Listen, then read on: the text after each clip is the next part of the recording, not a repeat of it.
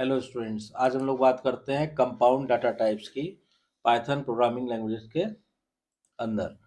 तो देखिए compound data types क्या होता है। और first we write compound data types.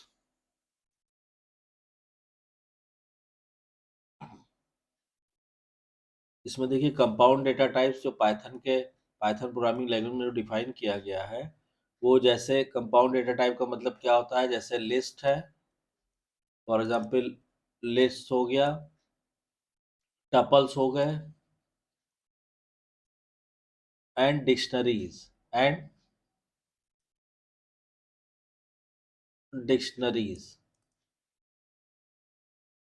ये क्या कहलाते हैं? ये कंपाउंड डेटा टाइप्स कहलाते हैं।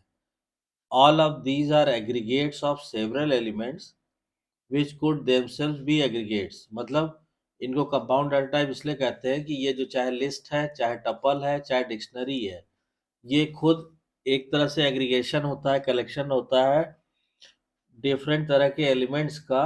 और वो एलिमेंट्स भी अपने आप में एग्रीगेशन हो सकते हैं, तो इसलिए इनको कंपाउंड डाटा टाइप कहते हैं। ठीक है। अब इनको कैसे यूज करते हैं, क्या करते हैं, ये हम लोग आगे जैसे जैसे आता जाएगा आगे लेक्चर्स में, वैसे वैसे हम लोग इसको डिस्कस करेंगे। आज हम लोग केवल इस कितने तरह के ये डाटा टाइप होते हैं और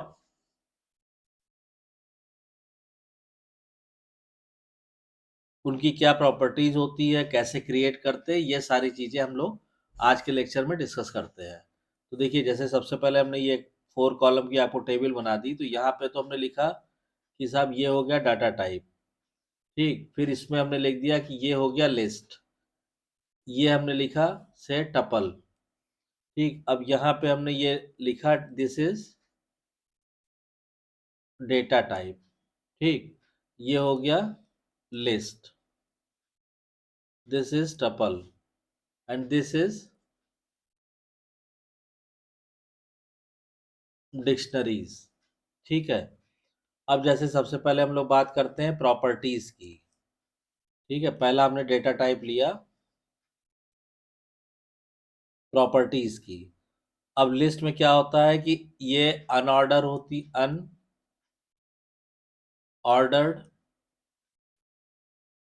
अलाउज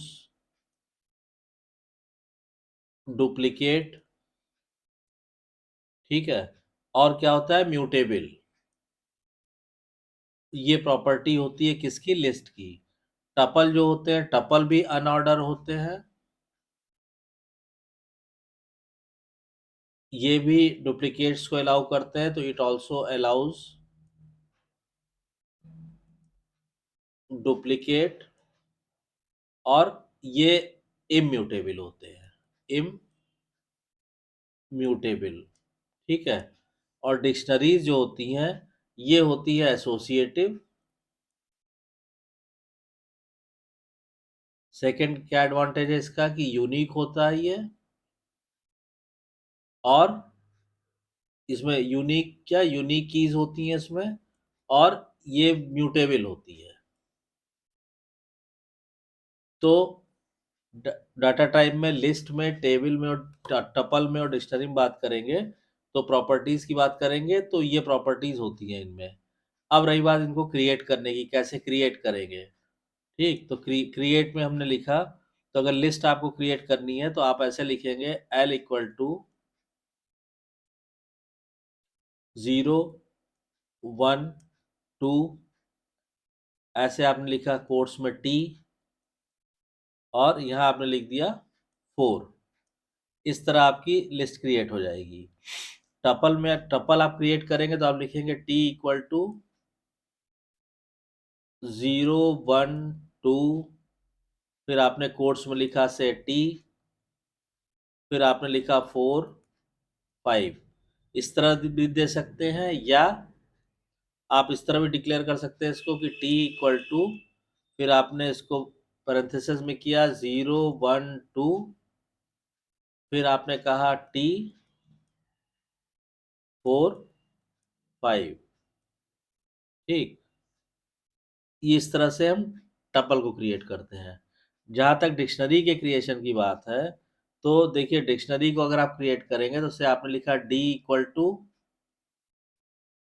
या आपने लिखा इन, ठीक है, इसको आपने लिख दिया 91, इस तरह इनको यहाँ पे क्लोज करके आपने ये लिख दिया 91। फिर मान लीजिए दूसरी कंट्री के लिए है तो आपने कहा कि यूएस, तो आपने यहाँ पे लिखा यूएस, इसको आपने लिख दिया 1। फिर आपने मान लीजिए लिखा ऑस्ट्रेलिया, तो आपने लिखा AU 7। इस तरह से आप डिक्शनरी क्रिएट कर सकते हैं। या दूसरा तरीका क्या होता है डिक्शनरी क्रिएट करने का, आप ऐसे भी कर सकते हैं, डी इक्वल टू, आपने यहाँ लिखा DICT, यहाँ आपने लिखा IN equal to 91, US equal to 1, और AU equal to Australia equal to 7। ठीक, ये हो गया। या एक और तरीका है डिक्शनरी क्रिएट करने का, आप इस तरह भी लिख सकते हैं, डी इक्वल टू DICT, फिर आपने पैरेंथेसिस लगाया, फिर ये स्क्वायर ब्रैकेट लगाएंगे, उसके बाद आपने फिर पैरेंथेसिस लगा के डिक्लेयर किया IN, और IN को आपने डिक्लेयर किया 91। ठीक, फिर आपने US को डिक्लेयर किया, तो आपने इस तरह लिखा US, और उसको डिक्लेयर किया 1। फिर तीसरा आपने AU को डिक्लेयर करना है, तो मान लीजिए यहाँ पे आपने लिखा AU कॉमा 7, तो इस तरह से आपने ऑस्ट्रेलिया को डिक्लेयर कर दिया। ठीक, फिर ये आपके स्क्वायर ब्रैकेट बंद हो जाएंगे और फिर ये पैरेंथेसिस क्लोज हो जाएगा। तो इस तरह से आप किसी भी लिस्ट को या टपल को या डिक्शनरी को आप क्रिएट कर सकते हैं। ठीक, ये हो गया। अब उसके बाद नेक्स्ट जो आता है कि इंडेक्सिंग कैसे करेंगे हम, तो यहाँ हमने लिखा इंडेक्स। तो इसमें जो इंडेक्सिंग होती है वो तो इस तरह आपने L0 या L(-1), इस तरह आप इंडेक्सिंग करते हैं। यहाँ पे T0, T-1 इस तरह इंडेक्सिंग करते हैं। यहाँ पे जो इंडेक्सिंग होती है वो ऐसे, D आपने कोट्स में लिखा IN, इस तरह, या आपने लिखा D, फिर आपने कोट्स में लिखा AU। यहाँ पे इंडेक्सिंग इस तरह से की जाती है।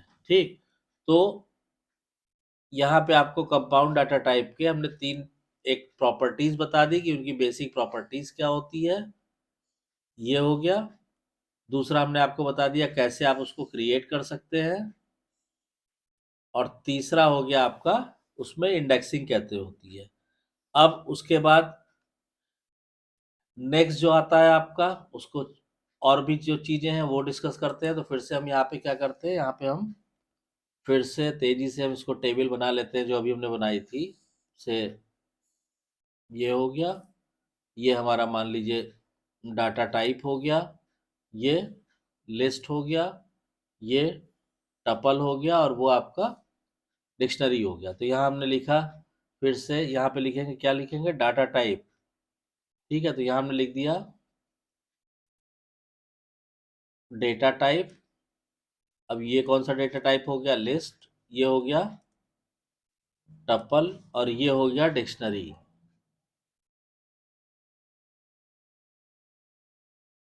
ठीक है, अब इसमें क्या होगा कि देखिए तीन तो आपको बता दिया था। अब यहाँ पे मान लीजिए जैसे जैसे रेंज या स्लाइस की हम बात करें, ठीक है, तो यहाँ पे हम लिखते हैं रेंज ऑब्लिक स्लाइस। तो इसको रेंज अगर हमें डिफाइन करना होगा लिस्ट के लिए, तो हम ऐसे लिखेंगे 1 से 5 तक, ऐसे।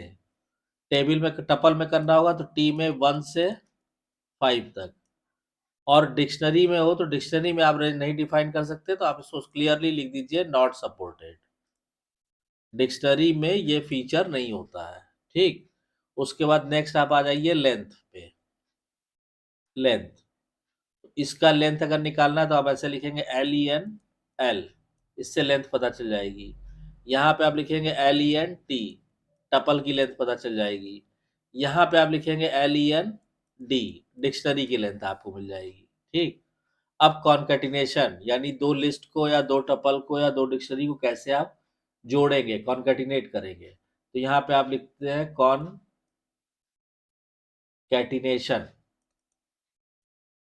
तो इसमें सिंपली आप एल प्लस एल लिखेंगे, इस तरह कॉन्केटिनेशन हो जाएगा। यहाँ पे आप टी प्लस टी लिखेंगे, कॉन्केटिनेशन हो जाएगा।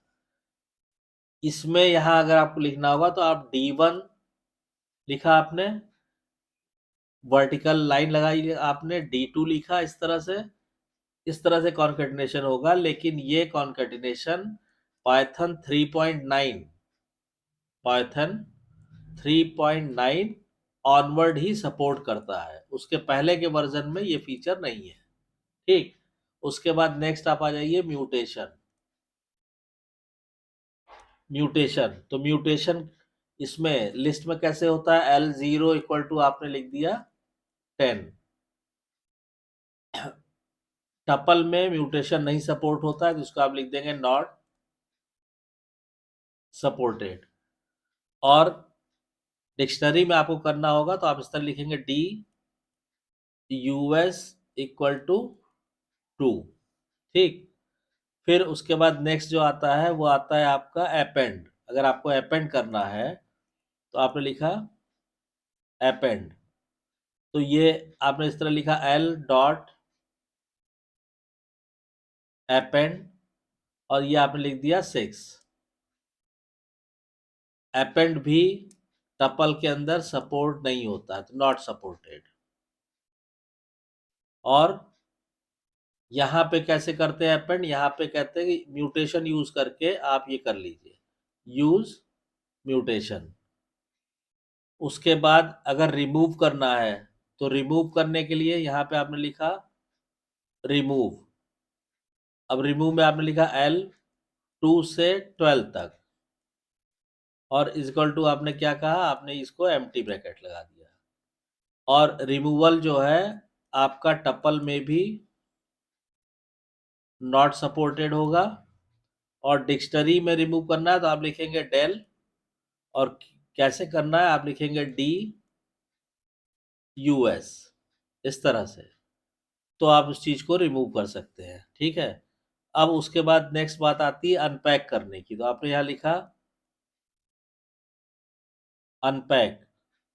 तो अनपैक करना होगा तो लिस्ट में आप क्या करेंगे, आपने लिखा E1 comma E2 comma E3 is equal to आपने लिख दिया L। टी में भी आप ऐसे ही करेंगे E1 comma E2 comma E3 is equal to लिख दिया आपने T। और डिक्शनरी में आप ऐसे करेंगे E1 comma E2 comma E3 is equal to D dot items, D dot items. तो इस तरह से आप अनपैक कर सकते हैं। बाकी और जो एक दो चीजें हैं, जैसे मान लीजिए आपने कहा अदर्स। अदर्स में ये है कि empty list as one length list as this. तो इसमें एम्प्टी लिस्ट जो हम शो करते हैं, एम्प्टी लिस्ट, वो कैसे शो करते हैं, वो शो करते हैं एज इस तरह। अगर वन लेंथ लिस्ट है, वन लेंथ लिस्ट, तो हम कैसे शो करेंगे, उसको हम दिखाएंगे ऐसे 1। ठीक। एम्प्टी टपल है तो हम कैसे दिखाएंगे, empty tuple as in this way. और वन लेंथ है तो वन लेंथ टपल एज इस तरह। ठीक है। ये कॉमा यहाँ पे आ जाएगा। ठीक है। और अगर डिक्शनरी में है तो उसको कैसे शो करेंगे, तो डिक्शनरी में जब हम शो करेंगे तो एम्प्टी डिक्शनरी तो इस तरह दिखाई जाती है, एम्प्टी डिक्शनरी, वो तो दिखाते हैं ऐसे। ठीक है। और वन लेंथ डिक्शनरी है, वन लेंथ डिक्शनरी, तो उसको दिखाते हैं एज 0। यहाँ पे आप लिख देंगे 0। ठीक है। तो ये डिफरेंट तरह के जो आपको डाटा टाइप्स हमने बताए हैं और उसकी सारी डिटेल्स जो है हमने आपको बता दी है। अब इसमें आप एक चीज देख सकते हैं कि ये dictionary should be viewed as a storage for key value pairs. मतलब डिक्शनरी का जो यूज होता है वो की वैल्यू पेयर के स्टोरेज के लिए यूज किया जाता है। The mapping from keys to values is captured in dictionary.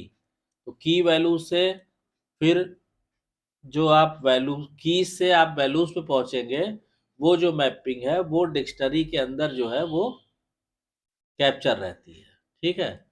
तो आई होप कि आपको ये क्लियर हो गया होगा कंपाउंड डाटा टाइप।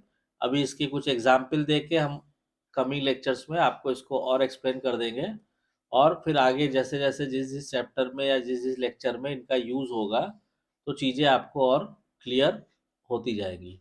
इसको हम ये हॉरिजॉन्टली जो है बाइफरकेट इसलिए कर दे रहे हैं ताकि ये है कि आपको इसको पढ़ने में या नोट करने में आसानी रहे। सो आई होप कि आपको ये कंपाउंड डाटा टाइप क्लियर हो गया होगा। अगर इसके रिगार्डिंग कोई डाउट्स या कंफ्यूजन है तो कमेंट लाइन में कमेंट करके लिखिए। और अगर वीडियो कंटेंट पसंद आ रहा है तो वीडियो को शेयर कीजिए, लाइक कीजिए, चैनल को सब्सक्राइब कीजिए और नोटिफिकेशन बेल को ज़रूर ऑन कर दीजिए ताकि नेक्स्ट वीडियो की इंफॉर्मेशन आपको टाइम से मिल सके। Thank you.